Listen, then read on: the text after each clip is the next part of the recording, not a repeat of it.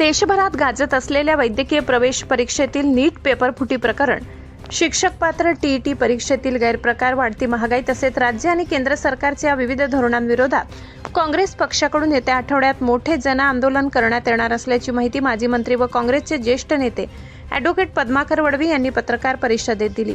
नंदुरबार येथे आयोजित पत्रकार परिषदेत बोलताना पद्माकर वडवी यांनी राज्यातील आणि देशातील तरुणांच्या भवितव्याशी संबंधित परीक्षांमध्ये वारंवार होणाऱ्या पेपरफुटीच्या घटनांवर तीव्र नाराजी व्यक्त केली। त्यांनी सांगितले की नीट आणि टीईटी सारख्या महत्त्वाच्या परीक्षांचे पेपर फुटल्याने लाखो विद्यार्थ्यांच्या मेहनतीवर पाणी फिरत आहे। या सर्व घटनांमुळे विद्यार्थ्यांचा शिक्षण व्यवस्थेवरील विश्वास डळमळीत झालाय। त्यांनी थेट सरकारवर गंभीर आरोप करत म्हटलेत की या पेपरफुटी प्रकरणामध्ये शासनाची जबाबदारी निश्चित आहे। सरकारच्या संरक्षणाखाली काही घटक कार्यरत असून त्यांच्याच कार्यकर्त्याचा या घोटाळ्यामध्ये सहभाग असल्याची शक्यता नाकारता येत नाही। या संपूर्ण प्रकरणाची निष्पक्ष चौकशी करून दोषींवर कठोर कारवाई करण्याची मागणीही त्यांनी केली।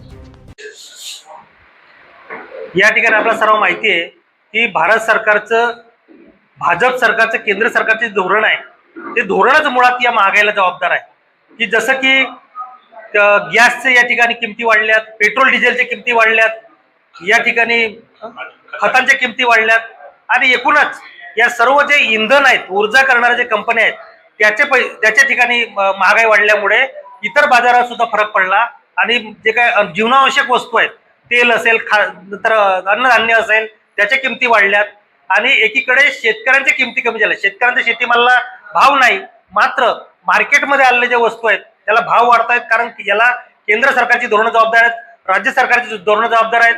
मुळात पेट्रोल डिझेल जर स्वस्त झालं तर लोकांना याच्यामध्ये दिलासा मिळू शकतो, परंतु केंद्र आणि राज्य सरकार पेट्रोल डिझेलमध्ये सुद्धा निम्मे, म्हणजे जी काही किंमत आज आहे पेट्रोल डिझेलची, याच्यामध्ये प्रति लिटर 30 ते 40 रुपये या ठिकाणी ते चोरी करतायत।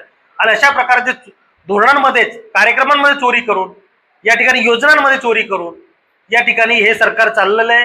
परीक्षेच्या बाबतीत तुम्हाला माहिती आहे, लोक मुलांची परीक्षा फी घेतात, मुलांकडून सर्व प्रकारचे पैसे गोळा करतात आणि त्याचे पेपर फोडतात। अशा प्रकारचे जे पेपर फुटीचे प्रकरण आहे, भ्रष्टाचार आहे, याच्यावर किंवा महागाई आहे, याच्यावर आम्ही आंदोलन करणार आहोत।